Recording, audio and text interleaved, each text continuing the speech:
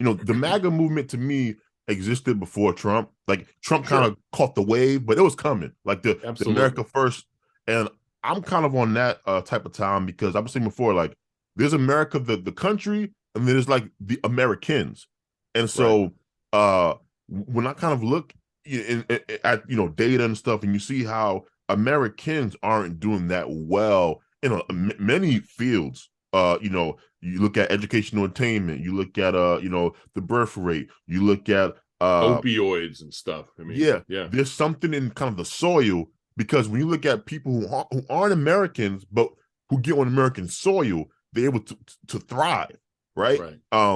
And so I'm very curious as to what's going on with Americans. And one thing I want to ask you about is we talked a lot about the economic part of illegal immigration.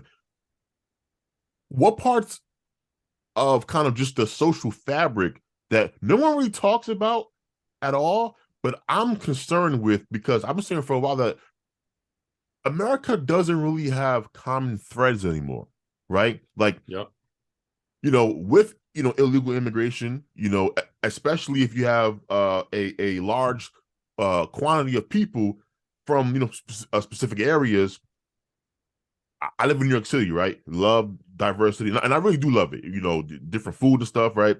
But one thing that I've been paying attention to is how 20 years ago there was a real emphasis on you had to learn English, right?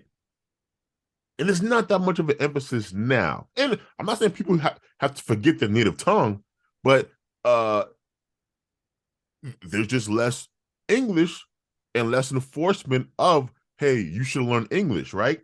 Um, we don't have language anymore as a common thread. We don't have religion really as a common thread, right? And so I think people are actually not really taking into account how much these threads really hold a country together. And when you don't have these threads, bad things are kind of down the line.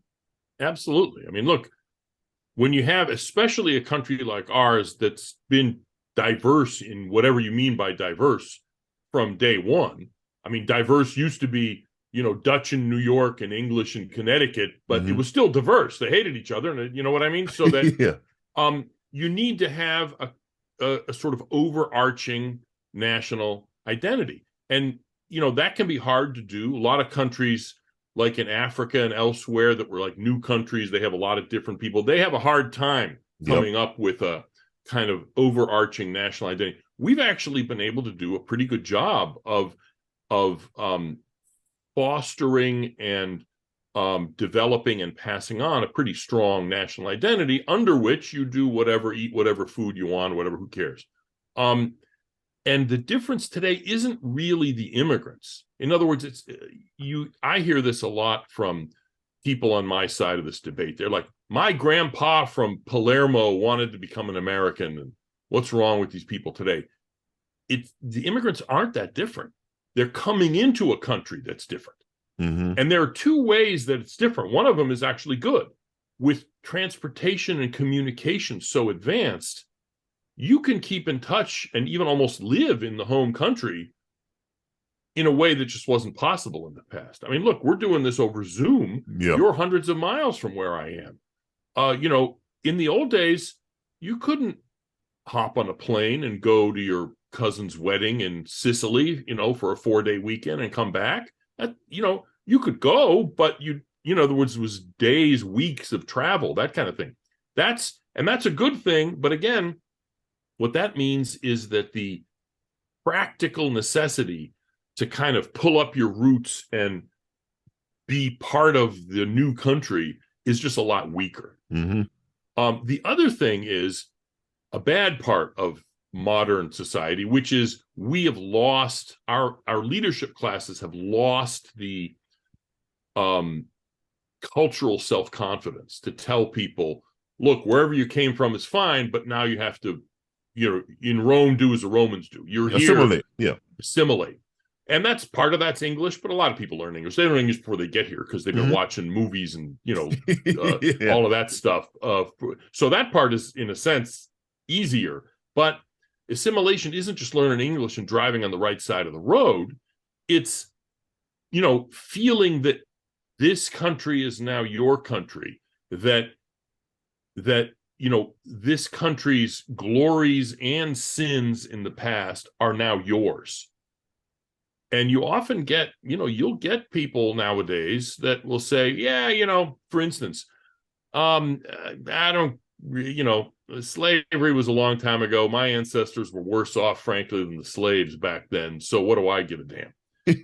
And, on the one hand, that might even be true, but so what? It's now your history, whether you like it or not, as well as all the good parts of our history. In other words, when I give a speech, although Democrat administrations don't invite me, but I give speeches often to new citizen swearing in ceremonies where, it's a naturalization ceremony. They've gone through the paperwork and they raise their hand and they take the oath of allegiance. And then there's like a welcoming address, 4 or 5 minutes. And one of the things I say is, look, America's glories and its sins are now yours. And that there's this idea in Judaism that if you convert to Judaism, you are considered to have been spiritually present when Moses presented the 10 Commandments to the people of Israel, even if those weren't your ancestors, because you are now adopted. Well, in a non-religious sense, it's the same thing, is that once you become an American citizen, you are now spiritually present when the Declaration of Independence was signed. When the flag went up on Iwo Jima, even though your ancestors had nothing to do with that, it doesn't matter. You are now adopted as an American. That idea is something our political and business and intellectual class hates. They don't accept it. And so how can you Americanize people when the people running the country don't believe they should be Americanized? And so that's a problem. Immigrants didn't create that. Immigrants didn't come here saying, hey, I want to hate America. No, they're just regular people. They're taking cues from what they hear and what they're told. But until we fix that problem, how can we keep taking 1 million people every year and expect them to successfully become Americans?